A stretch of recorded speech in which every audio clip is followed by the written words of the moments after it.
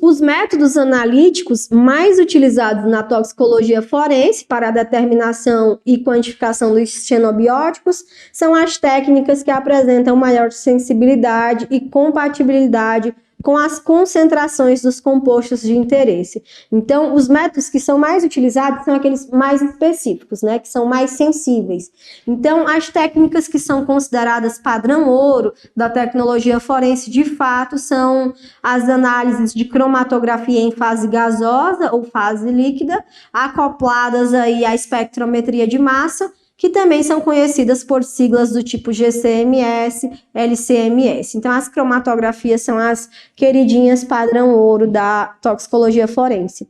Eu vou apresentar para vocês quais são as principais técnicas empregadas. Então, a gente tem aqui a espectrofotometria, os imunoensaios, a cromatografia, a espectrometria de massa, a espectroscopia, que são técnicas que apresentam aí alta sensibilidade e alta especificidade, tá bom? A gente vai falar um pouquinho sobre cada uma delas. Na espectrofotometria, existe um princípio para essa técnica, que é a medida de absorção ou transmissão de luz. Então, a absorção de luz, ela depende basicamente da concentração das moléculas, é avaliada a densidade óptica. Então, nessa imagem, a gente consegue ver uma medição, né, de espectrofotometria. Então, a luz, ela incide, né, a gente coloca a amostra aqui e ela dá para a gente, através de uma fonte de luz, qual que é a densidade óptica dessa amostra. Durante o meu doutorado, eu trabalhei com espectrofotometria, e aí eu pegava o sangue humano e eu observava ali naquele sangue, né, qual que era o comprimento de onda que ele mais absorvia. Então, eu utilizava células como monócitos, linfócitos e neutrófilos, e eu observava, após um tratamento específico, se aquela célula ela absorvia mais luz em qual comprimento de onda. Eu publiquei esse artigo em inglês numa revista americana. Se alguém tiver interesse, pode me pedir depois para vocês verem meu trabalho sobre espectrofotometria. Ficou muito legal o resultado. Cada substância química, a gente consegue fazer a medição por espectrofotometria, né? Então, a cocaína, ela tem uma espectrofotometria, uma densidade óptica específica. Então, se eu pegar aquela amostra de urina e ela bater naquele valor de espectrofotometria, eu vou saber que tem cocaína. Então, às vezes, a gente consegue ver isso por coloração nos laboratórios de análises clínicas, os equipamentos que são semi-quantitativos. A gente também usa espectrofotometria, por exemplo, se eu quiser verificar a quantidade de glicose que tem numa amostra no equipamento semi-quantitativo, eu vou avaliar a densidade óptica. Então, de acordo com o kit que eu aplico, quanto mais cor tiver, quanto maior a densidade óptica que tiver, quer dizer que quanto mais glicose eu tenho. Então, a espectrofotometria é quando a gente consegue mensurar a absorção ou transmissão de luz de uma substância, tá?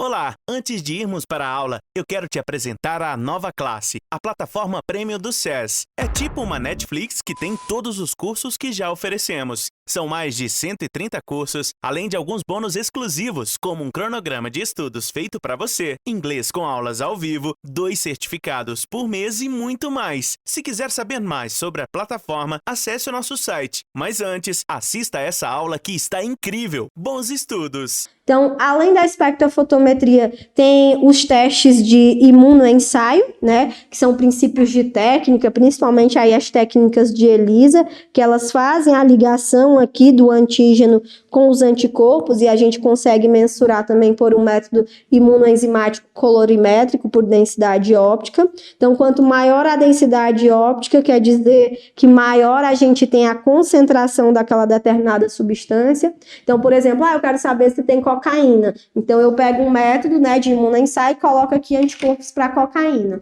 Coloco a urina, ligou. E aí eu consigo ver isso numa densidade óptica. Então, quanto mais ligações tiver de cocaína com anticorpo, quer dizer que maior a densidade óptica é do resultado desse exame. Então, esse princípio ele se baseia em reações antígeno-anticorpo detectáveis através de reações que são enzimáticas.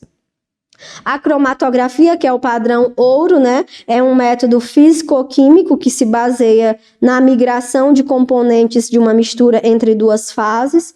Então, a fase estacionária, que retém elementos, e a fase móvel também, que ela conduz a mistura por meio de um soluto através de uma fase estacionária. Então, eu coloquei aqui para vocês, né, uma imagem de um exemplo de cromatografia. Então, nós temos aqui a fase estacionária, que é onde retém os elementos, e aqui nós temos a fase móvel, que é onde vai ser conduzida a mistura aí da amostra, e depois vai ser feita aqui a separação de cada uma dessas substâncias. Então, é uma técnica que pode ser utilizada para purificação, detecção ou auxiliar a separação de substâncias. Então, a cromatografia ela consegue fazer tudo isso ao mesmo tempo, é uma técnica super aplicada aí no laboratório de toxicologia forense, é uma técnica que pode ser utilizada para diversas coisas, como a gente falou, né? Purificação, detecção ou separação de substâncias. Espectrometria de massa é uma outra técnica utilizada, né? É uma técnica analítica física para detectar e identificar as moléculas de interesse por meio da medição da sua massa. Então, como o próprio nome diz, a massa dessas substâncias é quem faz a separação delas e identificação das mesmas. Além da espectrometria de massa, nós temos também a espectroscopia, que ela é usada para analisar compostos em química, para determinar quais elementos diferentes compõem uma amostra pela interação entre a radiação eletromagnética e a matéria. Então, é um método que basicamente ele é um método químico baseado aí na interação entre a radiação eletromagnética e a matéria. Então, são métodos que são aplicados, tá, pessoal? São os principais métodos que a gente usa aí no laboratório de toxicologia forense. Então, são imunoensaios, espectrofotometria, espectrometrias de massa ou espectroscopia, sendo que a gente usa em padrão ouro as cromatografias. Fique até o final, que eu tenho um presente para você. Nos vemos lá!